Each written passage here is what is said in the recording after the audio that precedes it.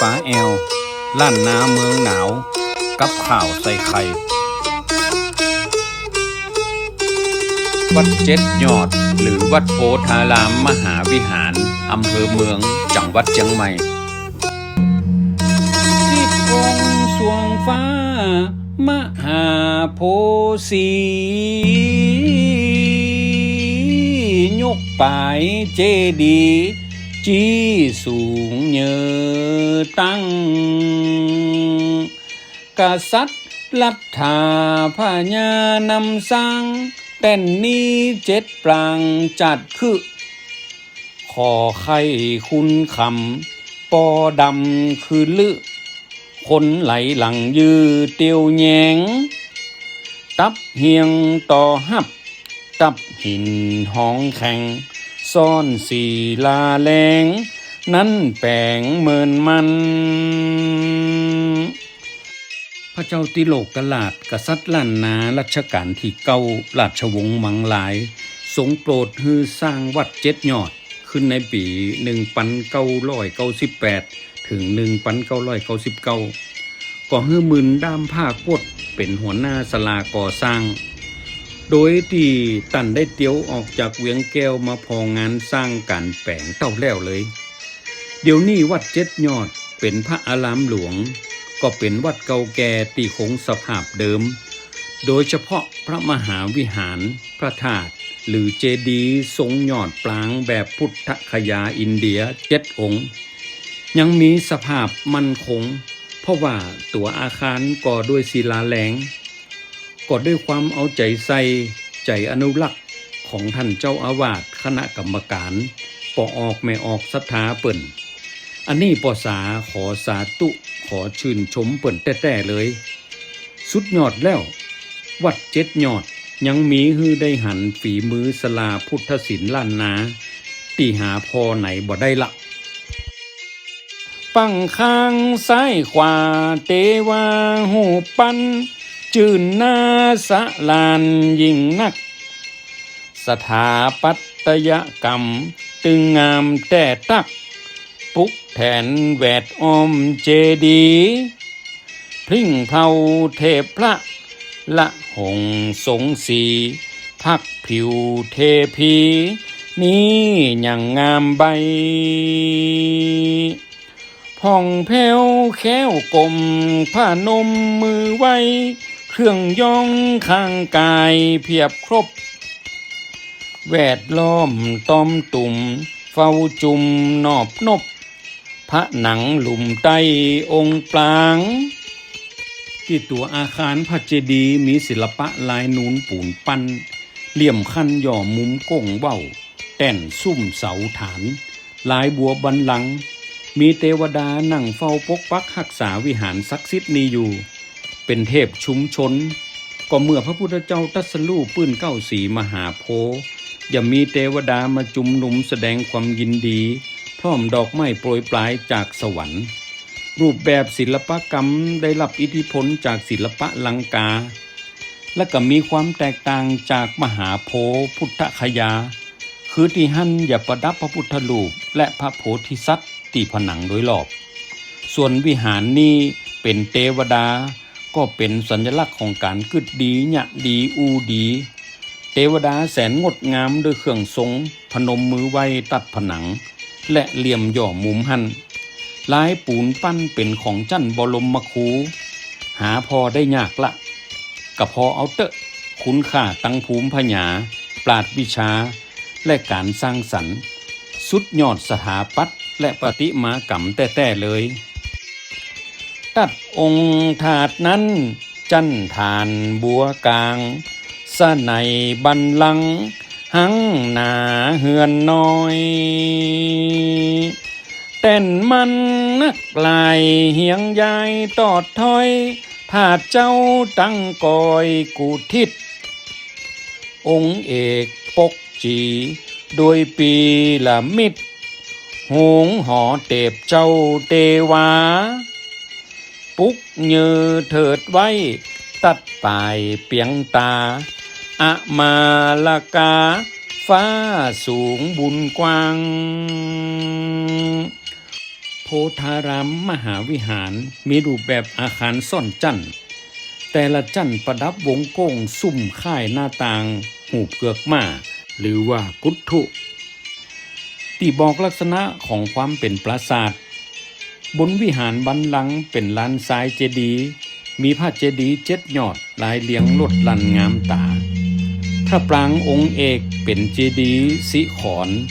สง่างามทรงสี่เหลี่ยมหอคอยสูงยอดบนเป็นลักษณะพีระมิดเหี่ยวยอดปลายเป็นอมาลกะหรือแผ่นหินทรงผมแป้นเป็นสัญลักษณ์ของดวงอาทิตย์ดอกบัวและประตูสู่สวรรค์ที่เชื่อกันว่าเป็นวิมานของเทวดารักษาโลกในพระพุทธศาสนาก็เป็นที่แผ่บุญกุศลกว้างไกลในแคว้นล้านนาและเจดีย์บริวารทรงสิขรรอบแห่ม4องค์ตั้งหน้าสุดมีเจดีย์ทรงระฆังน้อย2องค์รวมเป็น7องค์ลักษณะอาคารรับอิทธิพลศิลปะอินเดียเหนือที่เรียกว่าทรงสิขละเป็นพระปรางสร้างเห็นแบบมหาโพธิวิหารวิหารแห่งการตรัสรู้ที่ยิ่งใหญ่พุทธศาสนสถานเก่าแก่มรดกโลกเมืองพุทธคยารัฐพิหารประเทศอินเดียก็จำลองฮือหันภาพของแต้เลยวัดโพธารามมหาวิหาร7ยอดขวังแก้วมหาโพธารามตั้งมิ่งมัน7ปรางสวงซุ้มบ่อนเก้าสลีตึงมีห่มคุ้มอานิสงส์กุมเจยใจองค์อุตตมะพระญาผู้ไขตุตนบรรยายไว้ตอนนอนนี้พระเจ้าติโลกราชโปรดฮือสร้างวัด7ยอดก็เกี่ยมไว้ปี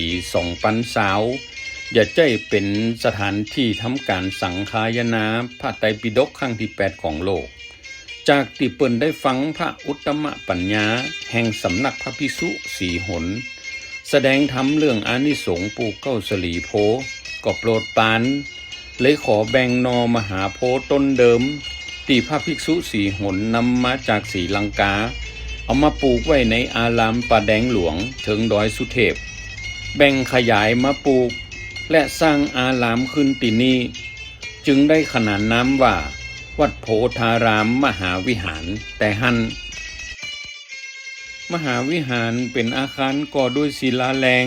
โครงสร้างเป็นรูปสี่เหลี่ยมผืนผ้าตั้งขนานแนวออกตกตั้งหน้ามีมุกโถงเปิดเป็นตั้งเข้าออกมหาวิหารตัวอาคารก่อผนังทึบล้อม3ด้านเว้นกับตั้งหน้าเชิงผนังตั้งในโถงห้องก่อแต่นแก้วประดิษฐานพระพุทธปฏิมาพระประธานประจำพระมหาวิหารตัดกลางผนังในห้องโถงเจาะเป็นจ่องน้อยๆมีขึ้นใดขึ้นไปบนหลังคาได้ซึ่งเป็นหลังคาทรงตัดก็เป็นลานทรายฐานเจดีย์บนดาดฟ้าอีเตอตั้งพระปรางยอดเจดีย์แบบพุทธคยาในอินเดียจำนวน7องค์พญายอดลานเจยบานว่าอีก็สร้างเจดีย์ใหญ่ไว้กราบนบกมสาปูจาท่านไทยปุกแปงตีไว้อังคารปกเยอกูนี้ตัดปีครองการคลั่งกลุ่มผู้บานจันจอมเบียงแก้วพระเจ้ายอดเจียงไฮ้ผู้หลานก็เป็นโอรสของเฒ่าบุญเหลืองซึ่งเป็นโอรสของพระเจ้าติโลกราชแห่มกำเมื่อขึ้นเป็นกษัตริย์ล้านนาต่อจากเสด็จปู่ได้4 ปีก็สร้างสถูปเจดีย์หรือว่ากูองค์นี้ไว้บริเวณที่ถวายพระเพลิงพระศพของพระเจ้าติโลกราชก็เอาเป็นที่เก็บอังคารอัฐิของเปิ้นเลยสร้างเมื่อปี2034มณฑปทรงสี่เหลี่ยมย่อมุมก่อดินกีฉาบปูนมีซุ้มคูหาหรือจรนำ4ด้านเป็นจัตุรมุขหลังคาทรงบัวคลุม ส่วนเครื่องยอดต่อขึ้นไปก็เป็นพระสถูปทรงระฆังยังเจดีย์สี่หนตัดซุ่มคูหาตังวันออกแปลงเลิกเข้าไปเป็นที่ประดิษฐานพระพุทธปฏิมาปางมาลวิชัยไว้เป็นมังกละตัวยป้องจุมคุ้มกันผวยพานภัยแห้วย่องยื้อย่ำแนวกวดหน้าเพศให้ต้องหนีเข้าคุยย่วมตะเกิดกันแวดเฝ้าแลดูตัดกองป่องโก้งซุ่มโขงพระตูลัดกลางตังจูหูหันตันอีประตูโขงพุทธศิลป์ล้านนาตามขนบธรรมเนียมการสร้างอารามในอาณาจักรล้านนาแต่โบราณอย่าแปลงซุ่มประตูโขงเป็นจ่องตังขนาดใหญ่สำหรับเข้าออกไว้เป็นตีกวดคัดค้นแยกเขตศักดิ์สิทธิ์แบ่งกันระหว่างโลกิยะหรือโลกภายนอกกับพื้นที่ภายในหรือโลกุตตละเขตแห่งความหลุดพ้นตัวซุ่มกอดินกีชาปูนทรงปราสาทยอดเหือนหลังคาซ่อนจั่นเป็นหูปเกิงวงกลมประดับเครื่องยอด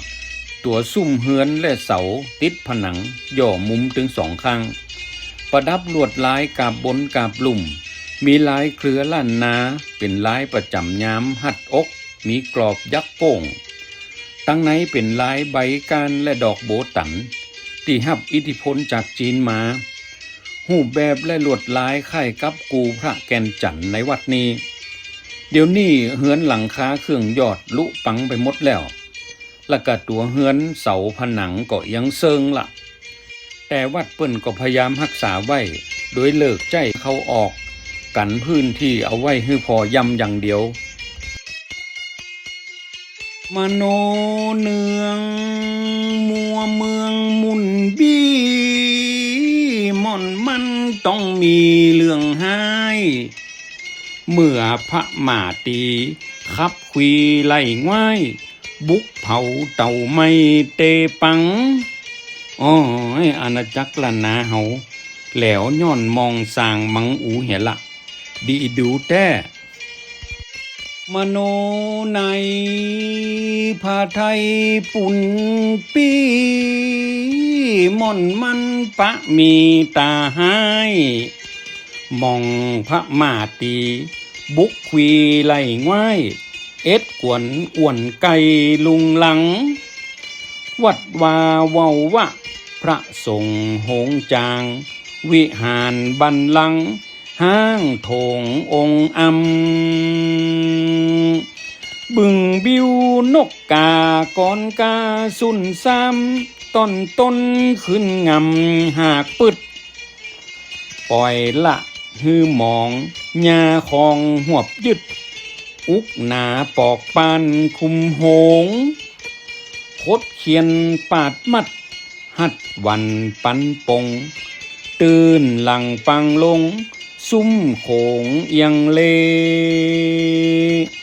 แนบหน้าพระนังเอ็นปังเวกเว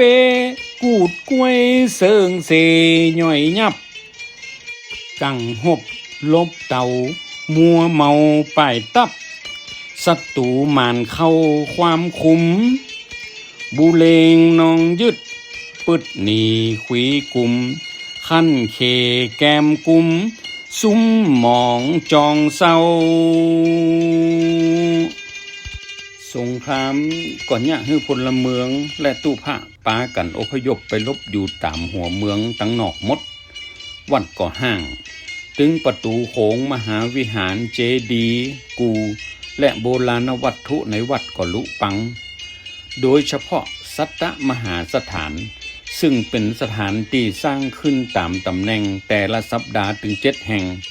ที่พระพุทธเจ้าเสวยวิมุตติสุขภายหลังการตรัสรู้แห่งละ7 วันรวมเป็น49 วันอันประกอบด้วยรัตนบัลลังก์อนิมิสะเจดีย์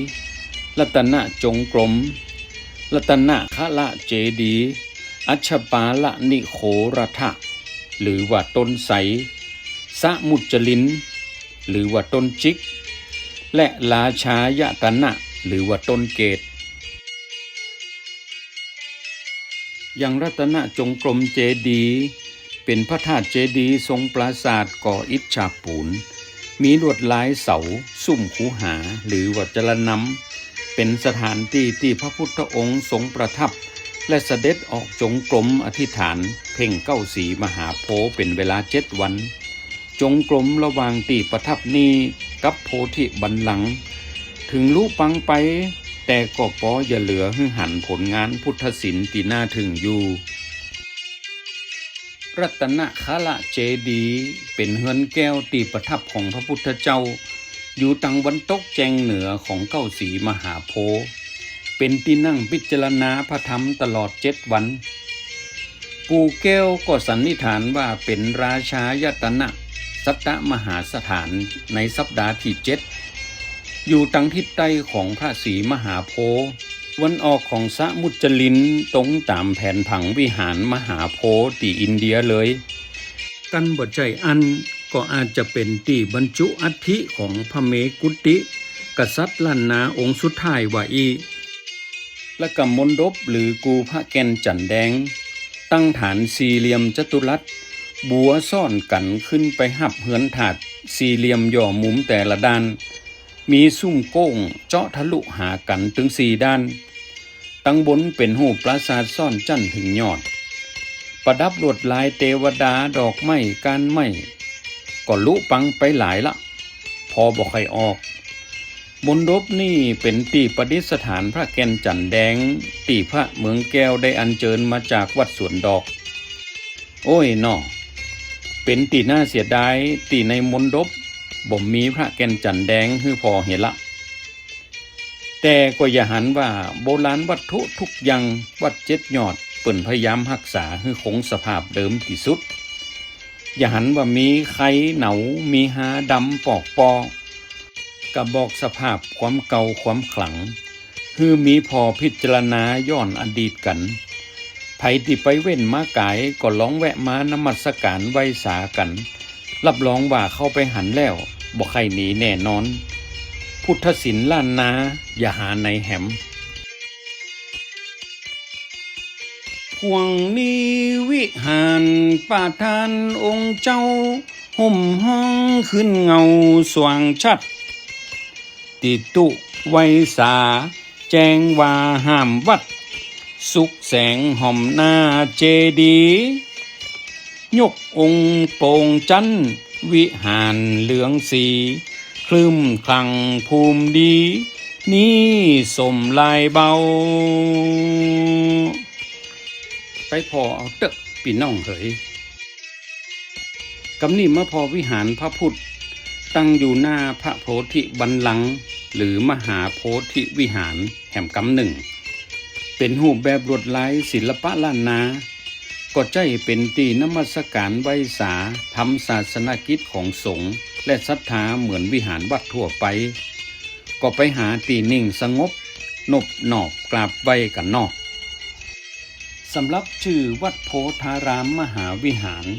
ก็ด้วยโพธิบัลลังก์เก้าสีมหาโพธิ์รัตนจงกรมเจดีย์ที่ประทับที่เดินจงกรมที่พิจารณาพระธรรมถึง7 สัตตมหาสถานนี้ละเป็นที่มาของชื่อวัดเปิ่นอยู่ตำบลจ้างเผือกเมืองเชียงใหม่เอาง่ายๆกันเฮาออกจากถนนนิมมานตัดแยกลินคำหรือว่าแยกเมยาก็ซื้อขึ้นมาเป็นจุดเริ่มต้นถนนสาย11เชียงใหม่ไปลำปางก็อยู่หิมห้างเมยาหันละมาน้อยเดียวคือข้ามแยกปุ๊บก็แอบซ้ายสุดเลยสัก2 นาทีก็ปะวัด7 ยอดติดถนนซุปเปอร์ไฮเวย์กันอยู่ในวัดก็ถึงหันรถเดียวลั่งละวัด7 ยอด7 ยอดมหาโพธารามเจ้าหอดต้องได้เสาจอดยังข้าวจ้อยกันสาวดนยาวจังพลังจักขอหยอบจังเลยนะจุกเศร้าเต่านี้หมอกอีแล้วนาป้อยปงจรลาไว้เหียเต่าอีข อจบลงลาไว้เหียเต่าอีเต่านี่สู่กันฟังก่อนแลนายเฮอ